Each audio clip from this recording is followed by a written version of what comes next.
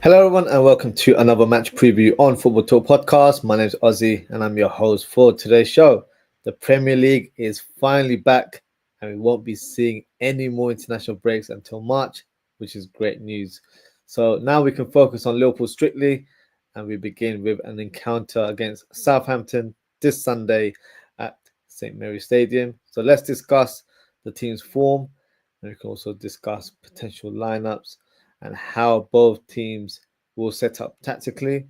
So in terms of the form of Southampton, they've certainly had a tough start to their Premier League campaign.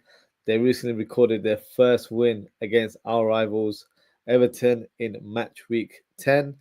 Apart from that, it's been 9 defeats and 1 draw. They have conceded 21 goals and only scored 7 goals. So it's black and white in terms of where their issues lie. They're leaking goals, but at the same time, they're not scoring enough. 7 in 11 games is pretty poor. Mohamed Salah has scored more goals than the whole Southampton team, as he's managed to score 8 goals so far this season. What's funny about those stats is that if you flip it, that represents Liverpool's season, as we have scored 21 goals and we have conceded 6, which is, great way of sort of putting how both teams are. We're top, they're bottom, so it's definitely an effect there. And in terms of Liverpool, we're in a great position right now. 5 points clear from Man City. We're also, I believe, 9 points clear from Arsenal. So we're setting the pace in this league.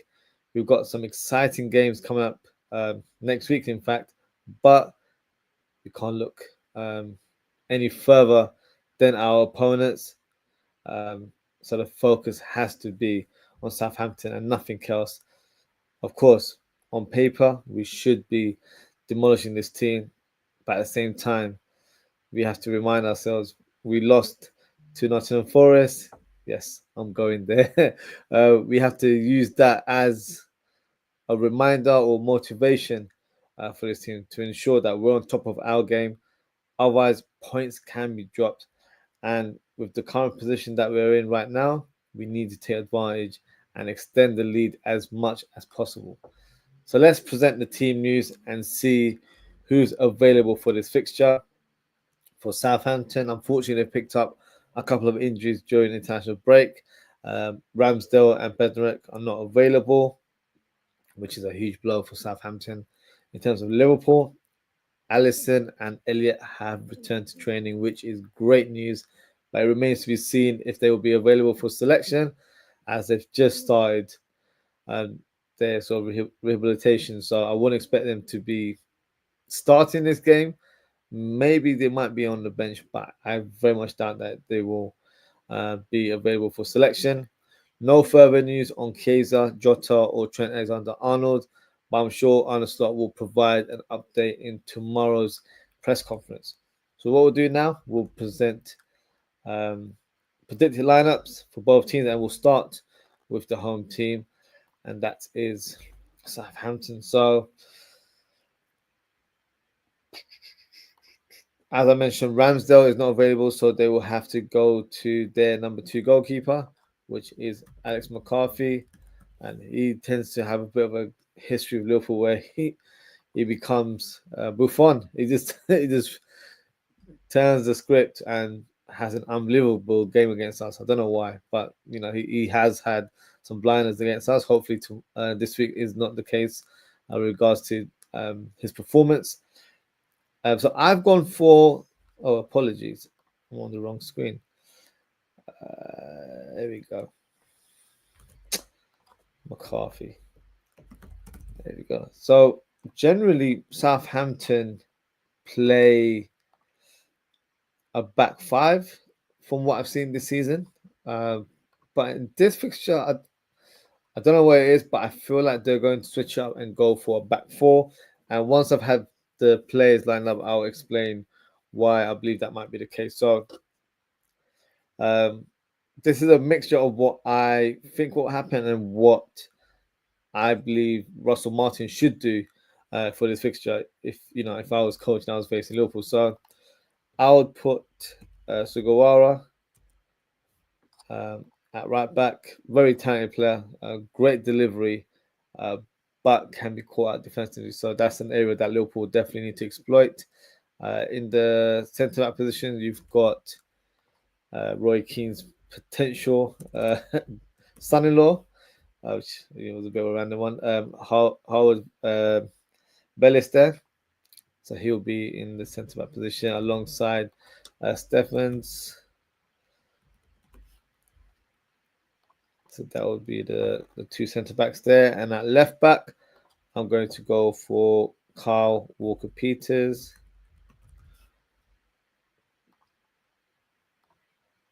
I'll explain tactically very shortly. So let's do the rest of the team.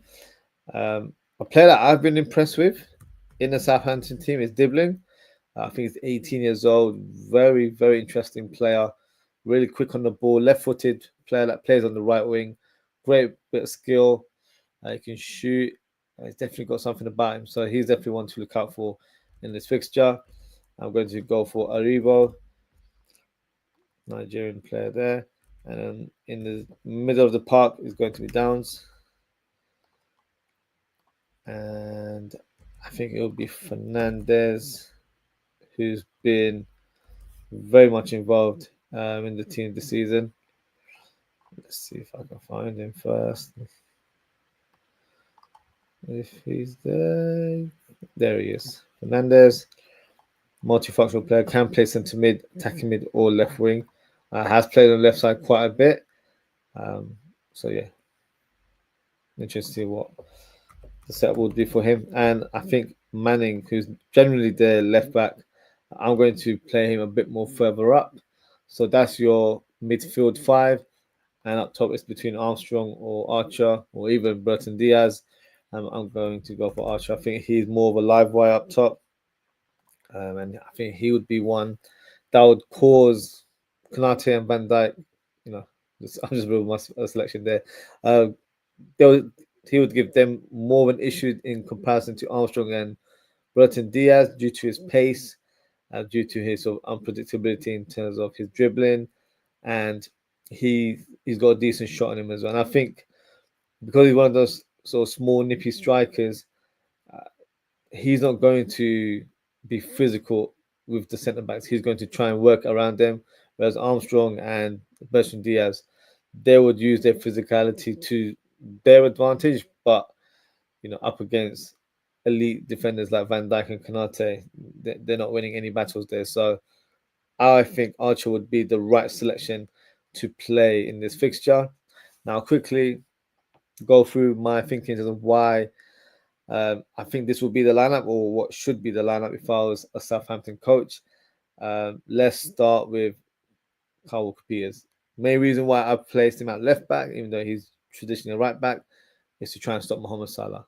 With him being a right-footed player, that would be the right thing to do. I know this is a tactic that they deployed against Leicester City because they was facing Fatal, who is a right winger but left-footed, just like Salah. So almost came off. They lost 3-2, but there was a reason why they deployed that tactic. So I think for this fixture, I actually think they'll be a bit more adventurous in the opening 20 minutes to try and get an early goal. So that's why I think they're going to start the game in a 4-5-1 formation. But as the game goes on, if Liverpool, which is going to be the case in my opinion, start gaining more possession and have more of an influence on the game, then I can see it being switched into a back five, so your Manning can drop, and then you've got Fernandez Downs, Ariba, and Dibbling. So an extra protection there. But I think for majority of the game, my prediction would be that they go for this lineup because they do play decent football. They've just, they just don't have the quality uh, from a defensive point of view, but also up top. If they're trying to keep a clean sheet, unfortunately, they'll on the other end they're not able to score. So that's been their Achilles heel this season. 7 goals in 11 games is very, very poor. Um, so this is the formation or the lineup that I'm predicting for Southampton. In terms of players to look out for, I think Dibbling is one who I think will definitely need to make sure we keep him quiet. He's very skillful, very quick on the ball, has got a bit of flair about him, good technique, and he can shoot as well. So he's a player that, one to look out for. 18 years of age, I believe. I think he's got a good future ahead of him as well. So after a good season against Southampton, who knows, he might be linked with a move to another Premier League team in the coming years. And then you've got Fernandez, who's an interesting profile, and I've mentioned Archer as well. I think he will definitely be alive up top. And Sugawara, I think his delivery, you've got a fantastic delivery on him. So we need to try and make sure he's not, having any influence in their sort of playmaking department. So this is my predicted lineup. So drop a comment, let me know what you guys think. Now, let's move on to Liverpool. So in terms of our formation, you know how it is, 4-2-3-1. I know Alisson is fit or he's training now, but I think this would be too soon to throw him in the deep end. So I'm going to go for Kelleher for this fixture. I think he should remain in the team. Trent Alexander-Arnold, from what I know, is not available for this fixture. So that only means one person. Well, it could be Joe Gomez, but I would play Conor Bradley in this fixture alongside Konate and Van Dijk, which I revealed earlier on. And I'm going for Tsimikas at left back. I know Robertson scored a last-minute winner for Scotland against Poland in the international break. I just think Tsimikas deserves a starting place in the team. He's been in great form. So for me, it's only right that he's rewarded with a starting position in this fixture. So that's my back four there. In terms of double pivot, Gravenberch for me starts in this one. And I'm going to factor McAllister's travelling into this team selection because he's been on international duty for Argentina. So I think it would be wise to select Curtis Jones in this fixture, who obviously had a fantastic debut for England, scoring a nice flick. So he's definitely in good spirit right now. So I think he definitely deserves to be in the lineup. On the right, Mohamed Salah, who wasn't playing international football, which is great. So he should be fit and ready. Szoboszlai, another positive international break for him. Scored a last-minute winner for Hungary against Germany. So let's hope he brings that form into the Liverpool team. And on the left side, similar factor with McAllister. I think Diaz might be rested for this one, or he'll be on the bench. I'm going to go for Cody Gakpo to start on the left. Up top, it would have been Jota, or even Chiesa if it was available. But due to our lack of numbers, I'm going to go with Darwin Núñez, even though he's probably travelled halfway around the world. Unfortunately, one of the South American boys need to play. So I'm going to go with Darwin Núñez. So that is my lineup in terms of what I know of availability of the players. I personally wouldn't rush Harvey Elliott or Alisson to the team. We've got some big games coming up next week. We've got Real Madrid and Man City. So those are the fixtures that, I might change my tune and add them in the lineups. But for this fixture against Southampton, I think this is a strong team to help us get all 3 points. So feel free to drop a comment and let me know what you guys think of the lineup. Where would you make your changes, or are you pleased with the lineup? Feel free to let me know. Before we close the show, let me have a look at some of the comments here. So Daz says, big up Ozzie. I think Trent could be back, and Alisson. Big up Daz as always. Trent, from what I've read, I don't think he's available for this fixture. He could be in line to play against Newcastle or Everton, which is in a couple of weeks' time. But I might be wrong. We'll definitely get an update from Arnold Stock tomorrow. But from the information I've gathered today, it seems unlikely that he'll be available for this fixture. And Daz is saying, same as last game, minus Trent, Bradley in and Nunes in for Cody and Alisson on the bench. That's fair enough. So your lineup is Kelleher, Bradley, Ibu, Van Dijk, Robbo, Ryan, Dom, Jones. I'm assuming Dominic Szoboszlai playing as a number 10 rather than Jones. Because I know a lot of fans are saying that Dominic Szoboszlai should be utilised in a double pivot. I just don't think that's his skill set. I think he's suited to play in a number 10 role. But we'll see. He will definitely need to prove his worth.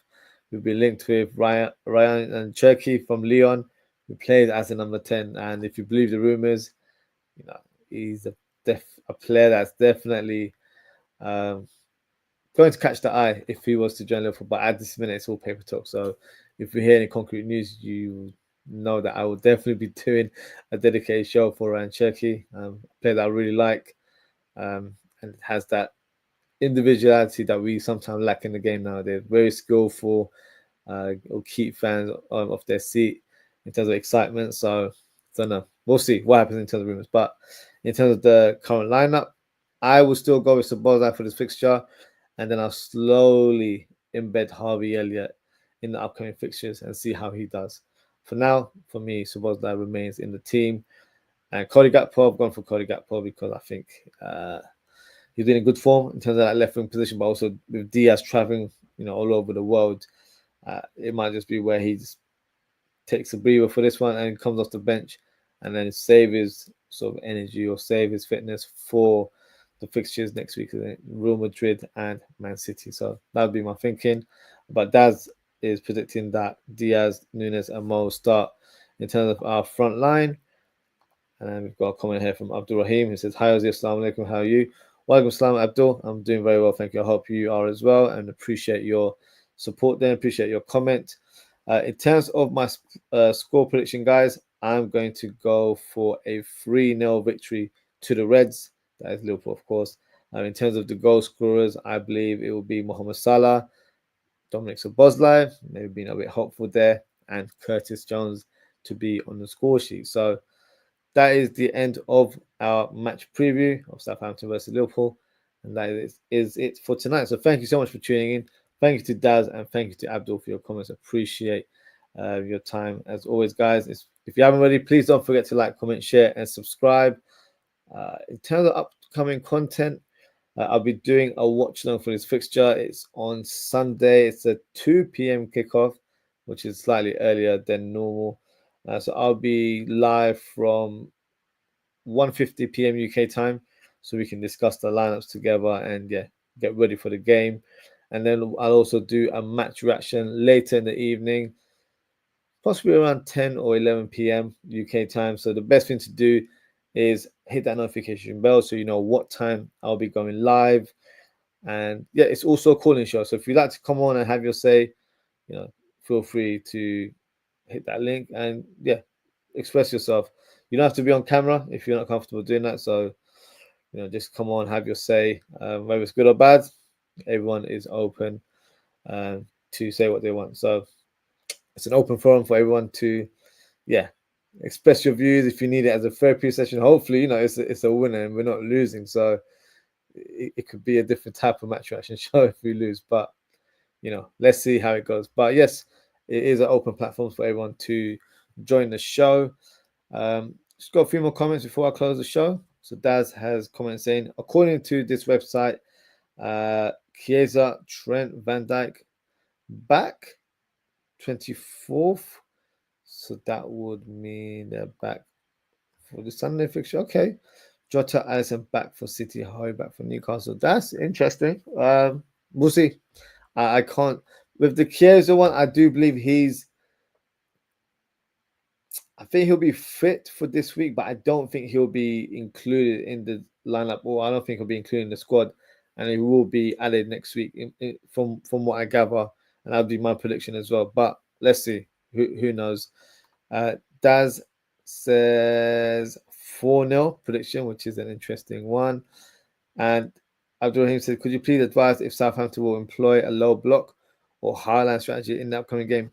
So I actually think they might go for a high line, which sounds crazy. I think they'll start the game playing in that manner. That's why I've gone for a 4-5-1 formation. Let me bring up their lineup and then we can discuss it a little bit more. So yeah, so I think they'll go with a 4-5-1 formation. Generally, they play a 5-4-1 formation because they want more defensive cover in the back line. But due to the injury of Bednarek, I thought maybe this would be an occasion for them to try and get the upper hand on Liverpool, especially as we tend to be a bit slow in terms of our start. We're not very aggressive in the opening 10 to 15 minutes. Under Jurgen Klopp, we were definitely very quick and aggressive. On Slot, we're not really that sort of team. We're very calm, we're very composed. We take our time. We try to find our rhythm after that opening 10 minutes, and then that's when the gears start hitting. But I think they'll go for a 4-5-1 formation, playing a bit more high up so they can kind of nick a goal earlier on and then deploy a low block where, let's say they do get a goal in the opening 10 minutes, for example. Obviously, I'm not trying to put that energy out there, but let's say that is the case. I think this will be the formation. They will switch it to a back five, and then you'll have these players playing. So it'll revert to a 5-4-1 formation where you've got Manning, Walker, Stevens, Howard, Bellis, and Sugawara as your back five. They'll be a bit more cautious. You're not expecting the wing backs or the left or the full backs to go up top. They're going to be a very compact five defensive man there. And you've got the likes of Fernandez and Dibbling, who could be an asset for counter-attack further down the game. So that would be my prediction. Whether this happens or not, only one way to find out, that's to watch the game. But I can see them being a little bit more adventurous. If you look at the numbers, it doesn't look good. Where they've conceded 21 goals, not even the highest. I think it was Crystal Palace, or one of the teams around the bottom five, conceded 27 goals. So it might even be less than, actually. I can't remember. But 27 was the highest amount of goals that were conceded. But they've only got 7 goals, which is very, very low. So they haven't even touched double figures yet. So that would be a concern from a Southampton point of view. But this is what I'm kind of expecting. So let's see. Because I do know Russell Martin is a bit of an adventurous manager. He's got a very attack-minded philosophy. So I do expect him to try and be on the front foot, but not throughout the whole game. He will choose his phases, and then once they're able to take advantage, then they will be happy to park the bus. But let's see how the game pans out. Abdulrahim says 3-1 to Liverpool into the score prediction. That's a fair scoreline there.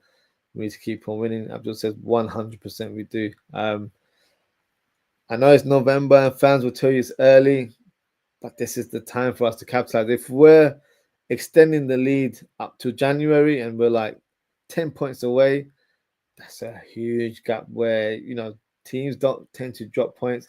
And another thing that fans or rival fans aren't saying out loud, Liverpool are one of those teams that are more than capable of stringing consecutive wins. It's only Man City and Liverpool that are able to do it, and they have done it over the last 5-6 years. We've managed to, accumulate 14 wins in a row. And, in that season, we still didn't win the league. But, we have that ability to do that. Whereas Arsenal have been quite inconsistent. Man City have dropped a lot of points this season. With no Rodri as well, you can see, he was the main cog of that team, and they're falling apart right now. So this is the time for us to take advantage. In terms of injuries, we're very blessed. We don't have too many casualties right now. So we got to take advantage of this situation and try and extend that lead as much as possible. And look, I'm going to sound very hopeful when I say this. Fingers crossed that FSG add some new players in the January transfer window, because it would only strengthen our chances of winning the league, but also competing for all the other competitions this season. So let's see. You got to be hopeful sometimes, I guess. And Abdul also says, in my professional opinion, I believe their defensive strategy is influenced by their consideration of the opposing team's strengths on the offensive side of the field. That is true. So it'll be interesting to see how they line up. Because I know they've tried to match teams tactically. So one of the games that I noticed with Leicester City was that they had Carl Walker-Peters playing in a left-back role to try and stop Fatal, who is a left-footed right winger on that side of the pitch. So they definitely make sure that they match the players like for like, and then try and capitalize from there on. So I think that would be the reason why Carl Walker-Peters, for me, would play at left back in this position. And then you've got Sugawara, who's an attack-minded fullback. But when you've got a player going forward, that tends to make the other team's left winger drop a bit more deeper. I don't think that will happen, but that would be their hope, and that would be their way of thinking, instead of trying to capitalize and get one above Liverpool. So it's an intriguing battle, but let's see what pans out on Sunday. And Abdul says we need to score early and be ruthless on goal. If we get that early goal, that will definitely shatter their plans altogether. So 100% agree. We do need to get that early goal. And once we do, I think we'll just be able to manage the game a little bit better. We don't need to be on the front foot. If we're winning 1 or 2-0, just manage the game professionally. I'd be happy to settle for a 1 or 2-0 victory, if I'm being honest. I don't feel like we need to go all guns blazing, or we don't need to use all that energy for this fixture. We've got 2 big games coming up next week against Real Madrid and Man City. So we need to be a bit more wise in terms of how we're deploying these games and how we're managing the minutes and the fitness of our squad. So it's going to be key in terms of how successful we can be this season. Abdul says, I want Chiesa to play. I'm waiting for him to return, to be fair. I do feel like we're going to see him in action more so in 2025, as in after January, Feb. I don't expect him to be involved too heavily right now. For him, he needs to get acclimatized to his new surroundings, but also the new way of playing, because I'm sure in terms of training, our level of play is a bit more intense in terms of how it is in Italian football. So he needs to get up to speed in terms of what is on show in terms of Premier League football. If he's not able to get used to that, then obviously it's going to take him a lot longer to settle in. So for me, we need to buy our time with Chiesa, make sure he's fit and ready and raring to go. So I still have faith in him. I still feel like he'll have an impact for Liverpool this season. I just don't think it'll be happening imminently. Abdul's just comment saying we need a good ref. Yeah, I don't think that exists in the Premier League, to be honest with you, Abdul. But you can be hopeful. And he says remove corrupt and biased ref out of football. Bye bye, David Coote. Yeah, I don't want to see that guy's face ever again in terms of being a referee. Forget Premier League football, forget English football. I think he should just be banned from refereeing, full stop. But it's gone quiet around that whole situation. So let's see what happens. PGMOL, haven't really been vocal about this. And so they're very vocal when it comes to, defending themselves when it comes to VAR decisions. But this one, we've got photos, videos.